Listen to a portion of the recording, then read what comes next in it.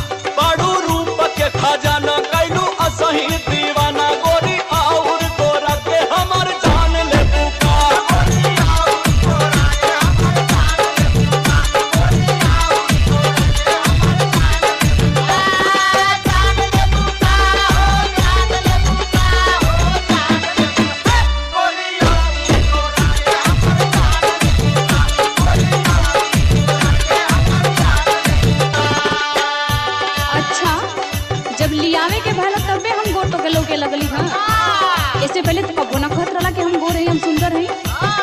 अरे तो ऐसन बटले बाड़ू तो कहे के कौन जरूरत बा। अच्छा कि कंजूसी ना करत तारा। अरे नहीं हो तोहर कसम। और सुना इतने कमी ना बा भाई हम बताओ तनी ना काहे की कंजूसी करत तारा। बोला बोला सुना बोला। ओजन घट गइल मोर बड़ा भइली कमजोर। कौन बतौलस? ओजन घट गइल मोर बड़ा भइली कमजोर। ले ले ऐता कोनो टानिक मोटाए वाला।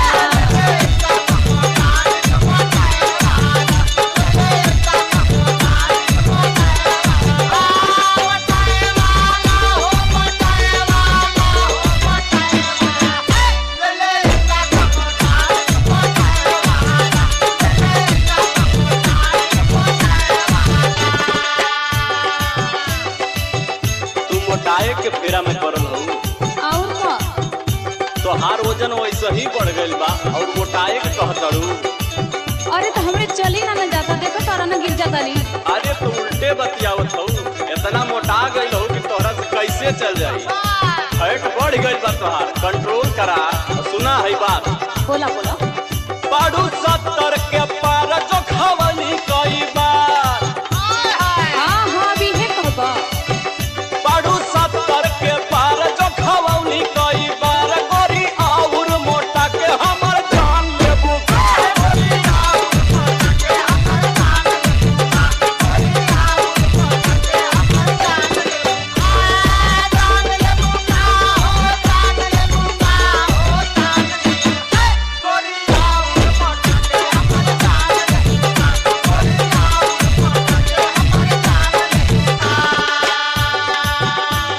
अच्छा छोड़ा कुछ न करबा हम जाना थी तोके कुछ न करबा। अच्छा तो के कर लेकिन एगो बात कही बोला। वो तो जरूरी कर दे बहा ना। अरे तो हम ही करतानी ना कि गांव जवार करत हो। एगो बतियाला मान भइल पायल पुरान। खर्चा बढ़ाऊ तू। एगो बतियाला मान भइल पायल पुरान। पे जनिया ले ले आई छम छमाए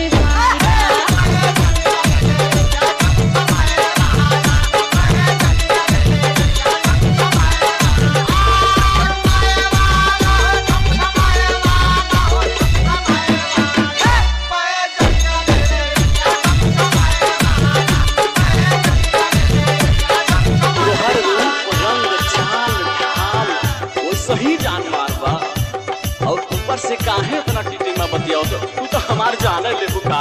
अच्छा तो हर हीरोनी के